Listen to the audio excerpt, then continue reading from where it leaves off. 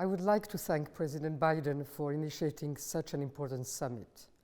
One could not have thought a more appropriate moment to launch this initiative, for democracy is today confronted by serious challenges and new threats, to the point that we could say that there is a war declared against democracy. A war which we need all of us to confront with more political will and determination, more consensus in our societies, and more solidarity between nations. Every day, democracies across the globe are confronted by significant threats that aim at undermining the progress achieved internally, while challenging the law-based international world order. Unresolved conflicts, military clashes, territorial disputes, occupation and frozen conflicts hinder the democratization process, challenge the international order, peace and stability.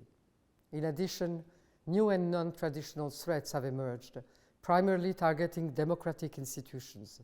Democracies across the globe are now faced with hybrid warfare methods that include cyber attacks, disinformation, and targeted economic pressures and coercions, to name a few. New threats, like the COVID pandemic, have also been challenging the ability of democracies to find the right balance between protecting the health of society and preserving individual freedoms. Last but not least, democracies are also attacked from within. Polarization, fake news, and hate speech not only fuel internal divisions, but also undermine public institutions and democratic processes, including trust in elections or in the media, two of the pillars of democracy.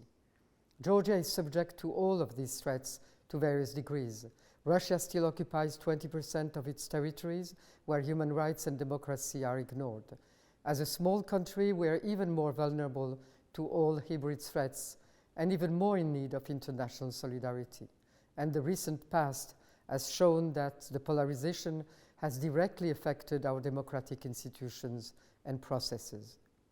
That is why we feel the urge to respond, react to these challenges, and to move forward on the path chosen by Georgia 30 years ago, which has led us through multiple difficulties towards democracy, stability, and progress. This path has been successful and has made Georgia a reliable partner of NATO and an associated partner of the European Union. In this light, the Georgian government has committed to the following reforms, notably implement further judicial and electoral reform through an inclusive process, adopt a new national human rights strategy, the National Action Plan on Combating Violence Against Women, and the National Concept Document on Women's Economic Empowerment. These steps are important. I look forward to reporting back on them next year as they reflect the historic commitment of Georgia to democratic consolidation. But these commitments, as important as they are, will remain insufficient and flawed if we do not find a way to overcome polarization, hate, and division that have taken hold of our country, and we are no exception.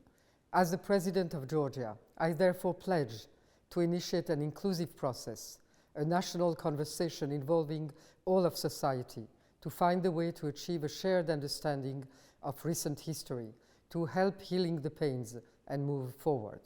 Unless we will build the public discourse on foundations of mutual respect, until we can speak about the past and understand what happened, we will not be able to renew the ties that bind us together, that found our identity and allow to project ourselves in the future with confidence. And that is a surer path to a consolidated democracy that no one would be able to challenge or threaten.